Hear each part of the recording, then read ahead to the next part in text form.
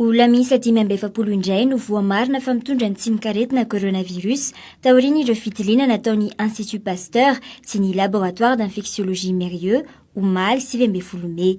Io no nambarany profesora Volontina Anta-Marie Daniel io atoandro io. Raha ny fanazavana nomeny dia ny 12 tamin'ireo marary vaovao ireo dia olona avy Toamasina avokoa na dia nisy azy ireo notiliana teto Andrenivohitra. Ny telo kosa dia olona monina eto Antananarivo. Nahatratra 12 ihany koa ireo sitrana rehefa avy nandalo fitsaboana ka afaka namonjy ny fianakaviany. Mitsipaka marindrano ny politika ny fitondrana frantsay hitantanana ny Îles Éparses ny député. Miendrika fiantsiana ka mifanohitra amin'ny fehin-kevitra 430 tsipika 1.90 sy 5.30 tsipika 320 noraisy ny fivorimbe ny firenena mikambana. Noraisy ny fivorimbe ny firenena mikambana ny fanapahan-kevitra niraisin'ny gouvernemanta frantsay ny amin'ny ananganana valan-javaboary-pirenena ao amin'ny Nosambatra ho ny tenany.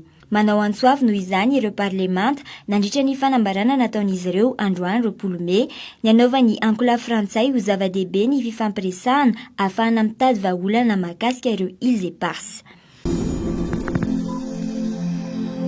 Nanao hetsika fanairana ny tompon'andraiki-panjakana ny fikambanana ireo mpitatitra amin'ny zotra nasionaly tetsy Andohatapenaka androany alarobia.